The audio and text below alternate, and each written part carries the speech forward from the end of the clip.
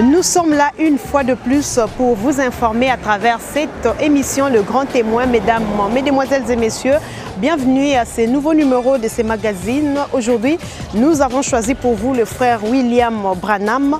Avec notre invité, nous allons essayer de vous parler de cet homme de Dieu qui est le prophète. Mais comment cette église primitive a-t-elle reçu le message de William Branham? C'est le sujet de ce soir avec notre invité que vous allez découvrir tout à l'heure.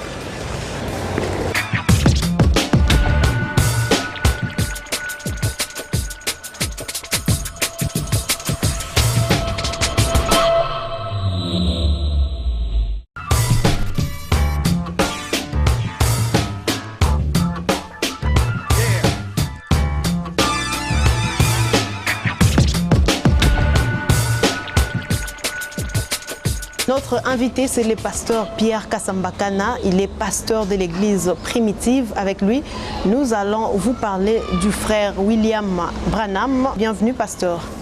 Merci. Jésus-Christ, selon les chrétiens, est Dieu. Alors, William Branham est qui pour vous? Pour nous, William Branham, il est le serviteur de Jésus-Christ, son prophète messager pour le temps de la fin. Donc il est le 7e messager par rapport aux 7 dans leur ensemble qui se trouvaient dans la main droite du Seigneur.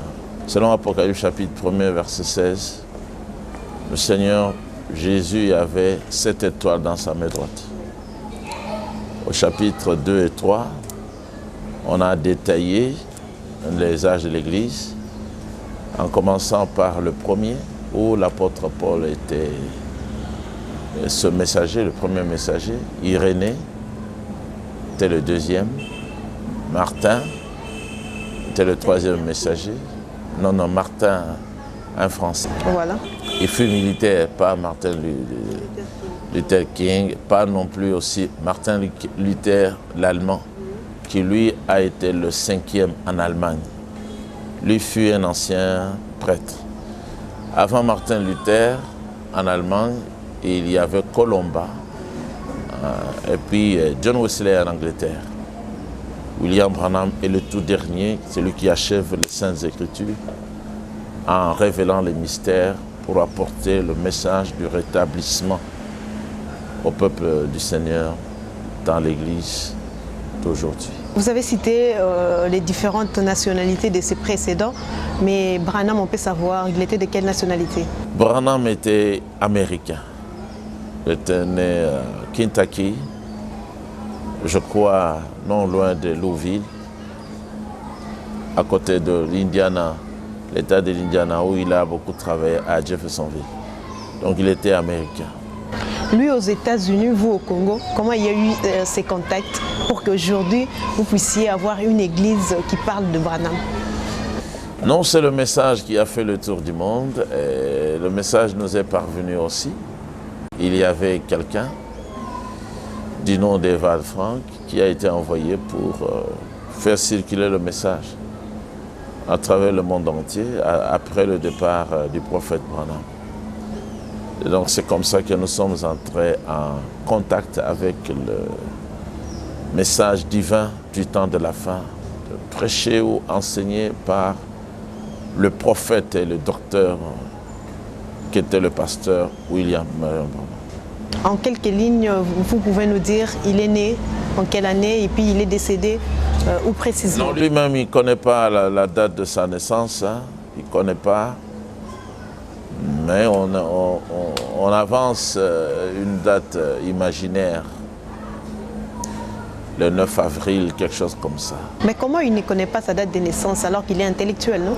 Il n'était pas un intellectuel. Il n'était pas intellectuel, il n'a même pas terminé l'école primaire.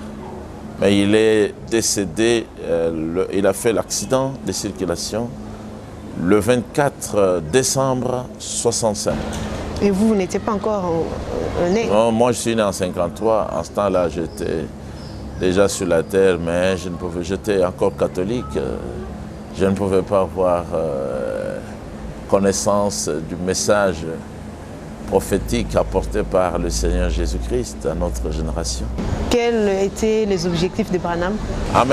L'objectif qu'il avait, c'était essentiellement de rétablir la parole des Saintes Écritures,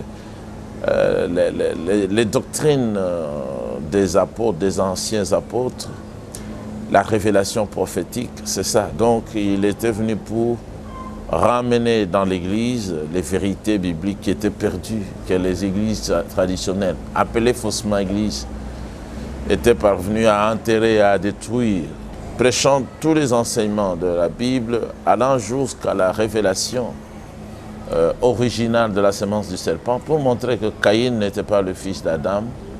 Son père, à lui, c'était un animal qui ressemblait à un être humain, le serpent ancien, comme la Bible l'appelle. Et puis par là aussi révéler le mariage et le divorce, qui est un grand mystère qui a été donné à William Branham pour que les gens reviennent aux Saintes Écritures, qui comprennent que l'homme et la femme n'ont pas les mêmes droits d'après les Écritures. Quelles Écritures? Parce que la Bible? La Bible, d'abord, dans Genèse, il a été demandé à la femme de ne plus parler, de ne plus prêcher, de ne pas discuter de la parole du Seigneur. Puis la femme ne peut pas commander, avoir le poste de commandement. La femme ne doit pas être cheftaine. C'est l'homme qui est appelé même à dominer, selon Genèse 3, verset 16. Mais l'homme dominera sur la femme. Et de ce fait, l'homme a été établi polygame.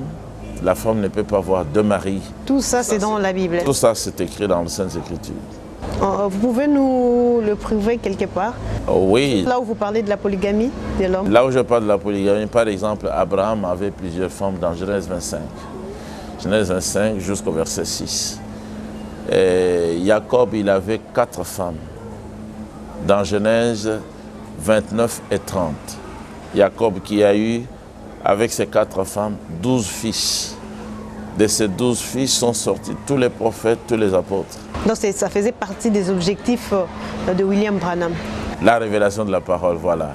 Et lui-même, il avait combien de femmes? Lui-même, il s'est marié seulement à tour de rôle, à 2 femmes, à tour de rôle. Lorsque la première est décédée, il a épousé la deuxième. C'est parce que la première est décédée qu'elle avait pris. Lui-même n'était pas polygame. Il voulait le devenir, mais il n'avait pas épousé, n'a pas eu le temps. Parce que cette révélation lui a été accordée en sa dernière année du ministère, en 65. Et il est décédé aussi en 65.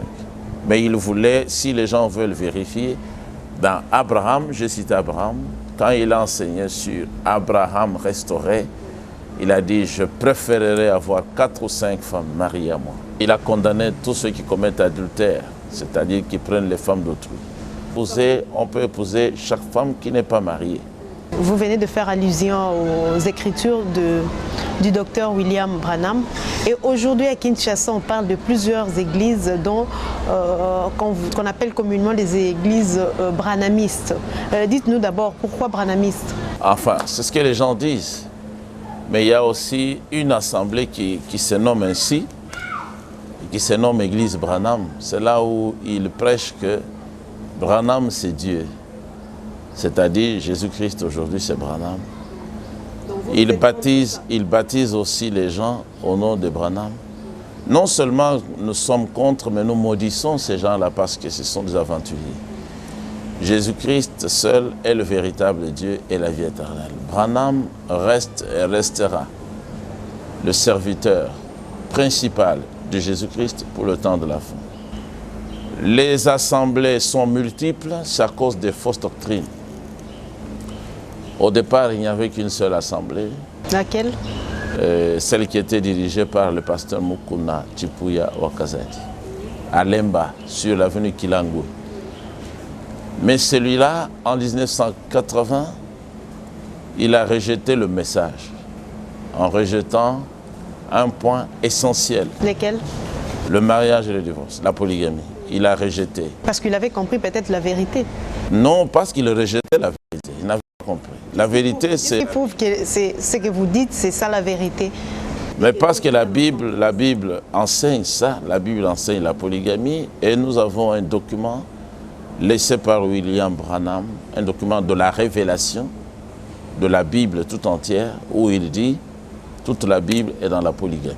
Donc vous en êtes fiers? En ce qui concerne la polygamie, nous en sommes fiers parce que c'est l'enseignement de Jésus-Christ. Jésus-Christ lui-même, il est polygame. Abraham était polygame. David, qui représentait Christ, il était polygame. Salomon, surtout, qui était le fils de David, comme Jésus est fils de David, il était polygame. Donc, à ce moment-là, les assemblées ont commencé à se multiplier. Les gens sont allés à Riguini. À Riguini, chez le pasteur Baouti. Chez Baouti, c'est là où j'étais aussi. Il vous a même baptisé? Qui m'avait baptisé. Pourquoi vous avez quitté là-bas? Mais parce que lui-même a fait aussi comme Moukoum. Il a rejeté aussi, vous l'entendez souvent, il a rejeté la polygamie. Pour lui, il enseigne maintenant comme les catholiques que le mariage idéal, un terme qui n'est même pas dans la Bible, c'est la monogamie. Il a rejeté aussi la révélation sur les sceaux. Branham a montré que conformément aux Saintes Écritures, Apocalypse chapitre 8, premier verset parle du 7e sceau qui n'est pas révélé, parce qu'il y a le silence. Lui, il a rejeté tout ça, il dit qu'il connaît la révélation, alors qu'il n'est ni prophète, ni apôtre. Comme un adage dit, la voix du peuple, c'est la voix de Dieu. Et eux, ils étaient quand même nombreux, vous êtes seuls. Il était seul, c'était lui qui était la voix de Dieu. Jean-Baptiste était seul, il était même la voix qui criait dans le désert, la voix de Dieu, il était seul. Les hommes de Dieu ont toujours été solitaires. Donc quand vous parlez de la voix du peuple, ça vous pouvez lire dans Actes, Actes, je crois, chapitre 5, quand les gens avaient dit ça pour Hérode, directement, l'ange du Seigneur l'a frappé, il est tombé, il est mort. La démocratie, ce n'est pas la parole de Dieu. Mais malheureusement, lui-même, il n'était pas polygame. Ce n'est pas malheureusement. Ah, heureusement. Il n'était pas venu, lui, en tant que prophète, pour se marier. Il était venu en tant que prophète pour prêcher la vérité. Donc ce n'était pas pour lui-même qu'il prêchait. Pour prêcher la vérité, il faut aussi être un exemple pour ces gens que vous prêchez. Oui, il a dit, comme je t'ai dit, il n'a pas eu assez de temps. Parce que quand il a donné cette révélation, il n'a fait que quelques mois et l'accident l'a emporté. Mais il avait le désir d'avoir 4 ou 5 comme moi. Donc moi j'ai accompli le désir que lui avait. Vous êtes le seul à comprendre la Bible telle que vous la comprenez. Oui, nous sommes les seuls. Oui. Mais on a fait des débats et des débats. Les premiers à avoir débattu avec nous, ça a été des pasteurs des ministères, comme on les appelle. Nous avons débattu chez Jean-Pierre Mbemba, à Canal Kin, à l'époque. En 1996, ils avaient été frappés. Ils ont disparu. Mais vous savez, curieusement, la deuxième personne qui était venue pour débattre avec nous, pour contredire le prophète Branham, c'était le pasteur Barouti, ici à la RTNC. Lui aussi, immédiatement après, il est tombé malade. Le Seigneur l'avait frappé. De sérieux coups, ici à la RTNC. Il est tombé malade, il est allé se reposer. Tout ça, c'est parce qu'il a contesté. C'est pour cela qu'il s'est acheté une antenne pour essayer de laver cette affaire qui lui était arrivée. Parce que le Seigneur l'avait ridiculisé. Et nous avons encore ces images-là, jusqu'aujourd'hui. Si vous voulez les avoir, il y en a. Et depuis ce temps-là, on a discuté avec beaucoup de pasteurs, jusqu'à discuter avec celui-là même qui nous avait apporté ce message ici, l'Allemand Ewald Frank. Et lui aussi, en Allemagne, devant des témoins, il a fui. La bouche fut fermée. Il a fui. Chez lui, à Krefeld, dans son église, devant les gens. Donc nous avons discuté avec des prédicateurs, ce qui était le désir du prophète Branham. Il voulait discuter avec les pasteurs qui mettraient en doute la révélation sur la polygamie. Mais il est parti avant. Cette onction est venue sur nous. Nous avons cru, parce que dans mariage et divorce, il a dit que peut-être qu'il n'y aura qu'une seule personne qui croira à ça. Et cette personne, c'est vous? Je pense. Le frère William Branham portait, on a vu de photos où il portait des colliers, mais malheureusement aujourd'hui vous prêchez qu'une femme ou un homme ne peut pas mettre de collier. Vous ne pensez pas que quelque part il est aussi un homme, il a aussi commis des erreurs? Mais j'ai déjà montré à la télévision que frère Branham fut un homme à part son grand ministère et qu'il a commis des erreurs. Par exemple, hier nous avons corrigé une de ces erreurs. lorsqu'il a voulu faire la différence entre l'avènement de Jésus-Christ et la venue de Jésus-Christ. Selon les Écritures, nous avons dit non, ce n'est pas différent. L'avènement ne précède pas la venue de Jésus-Christ, même si c'est Frère Branham qui l'a dit, il n'était pas un académicien. Nous avons consulté le dictionnaire nous a montré que l'avènement, c'est l'accession au trône, élévation à une dignité, mais dans le sens biblique, c'est le retour du Seigneur.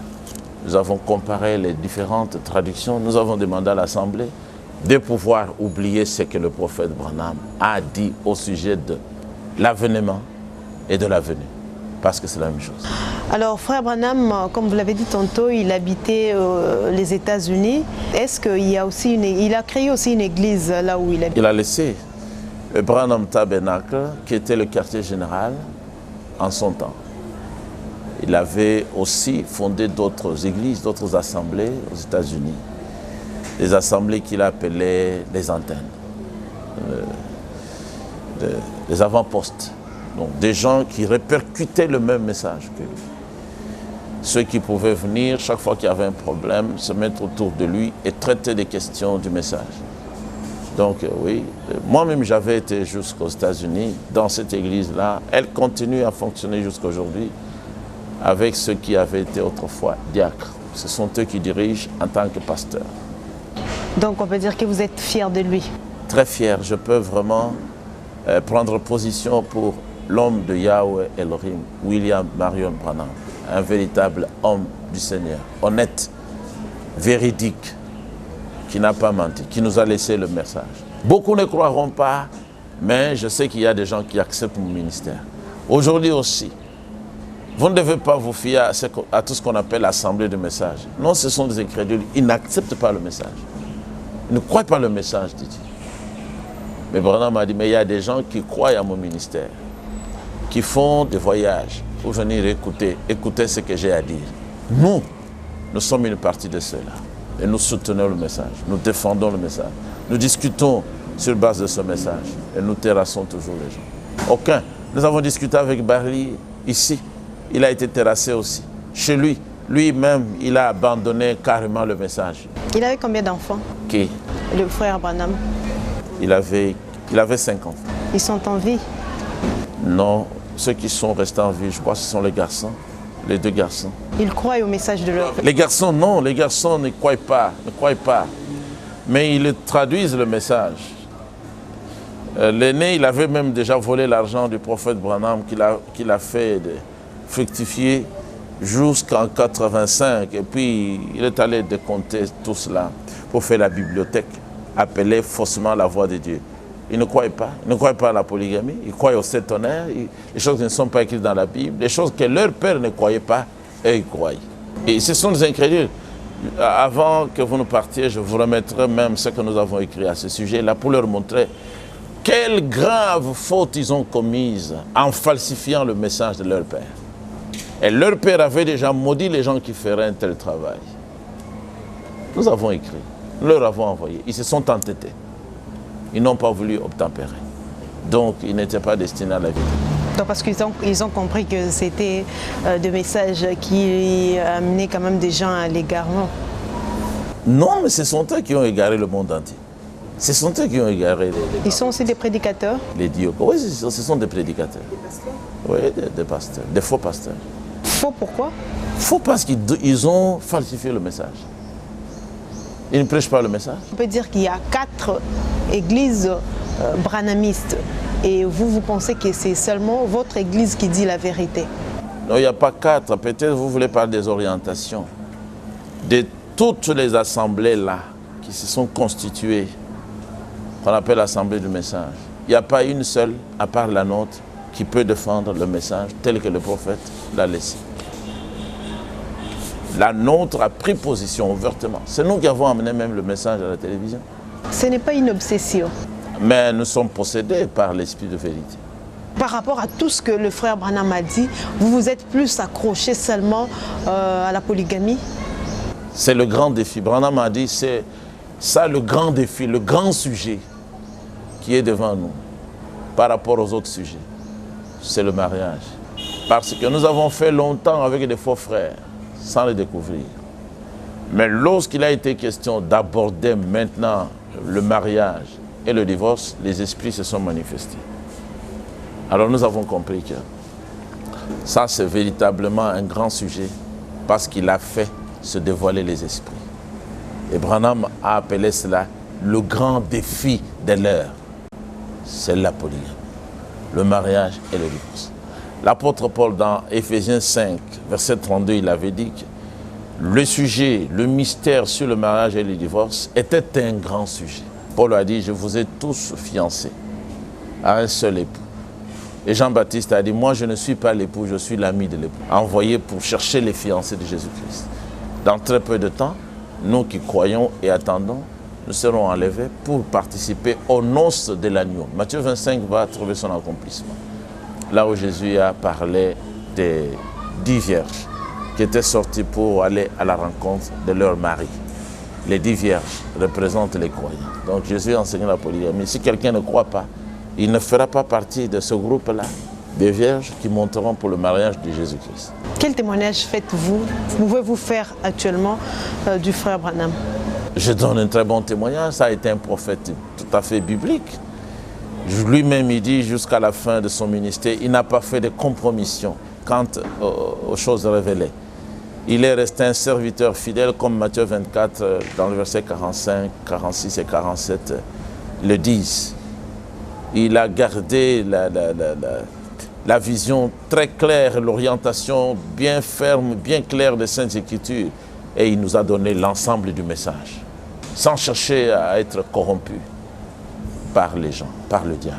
Mais c'est Branham qui est à la base, parce que le fondateur des premiers groupes de prière, c'est quelqu'un qui a écouté William Branham en Afrique du Sud, où le ministère avait trouvé beaucoup de succès, à Durban, à Johannesburg, à Cape Town, et ainsi de suite.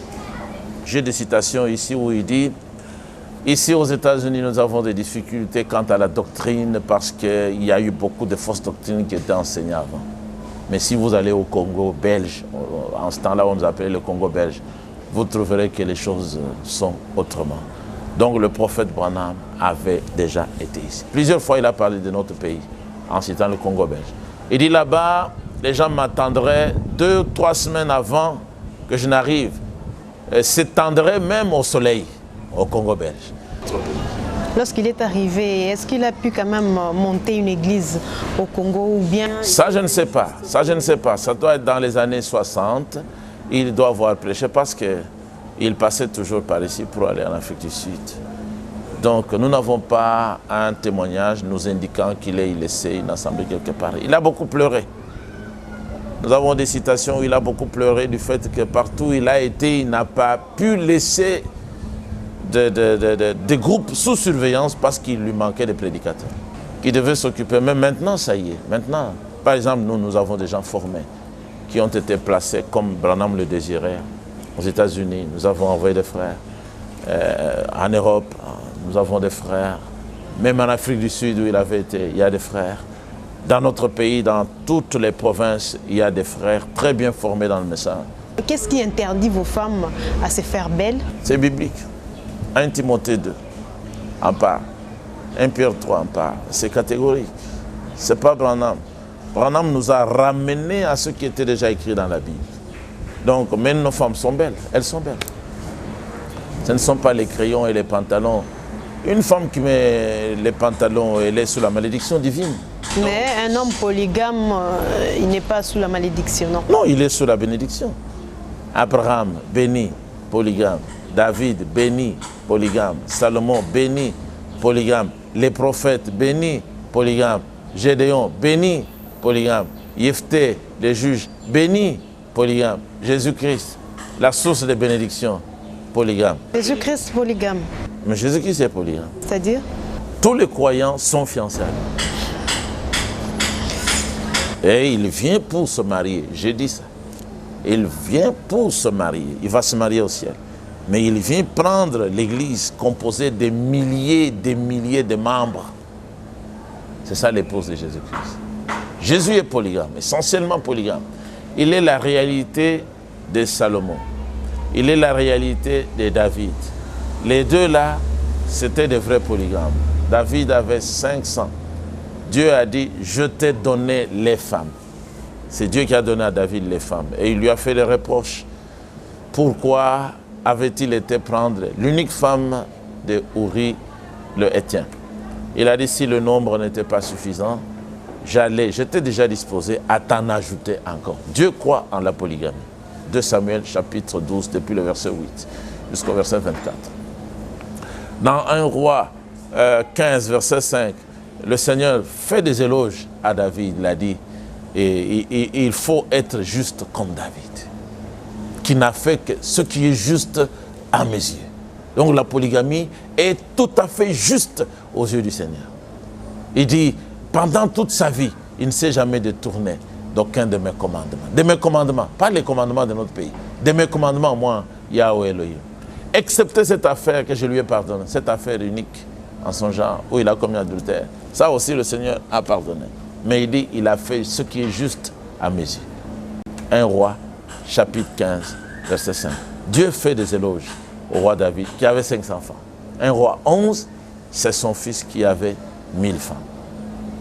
Et il était l'image de Jésus-Christ dans l'Église. Et Jésus-Christ a dit lui-même qu'ici, il y a plus que Salomon. Donc Jésus est plus que Salomon. En sagesse, en femme, ainsi de suite. Donc tous ces messages font partie des recommandations du frère William Branham. Ça fait partie du message de William Marion Branham en tant que message du temps de la fin. Et c'est la Bible. Mais lui-même, il n'a pas écrit quelque chose, parce que vous faites seulement allusion à la Bible. Il a écrit, s'il te plaît, il a écrit un gros livre comme ça, où il a compilé les 7 âges de l'Église, prêché par révélation. Et ce livre-là, nous avons dévoilé que Evald Frank, quand il est tombé, il a commencé à combattre ce livre-là pour dire qu'il n'appartient pas à William Branham.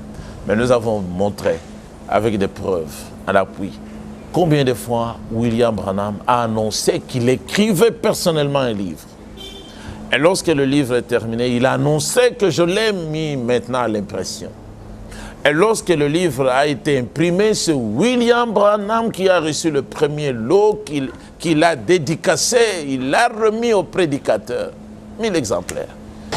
Merci beaucoup, pasteur Pierre Kassambakana, voilà, d'avoir répondu à notre invitation. Vous nous avez parlé du frère William Branham.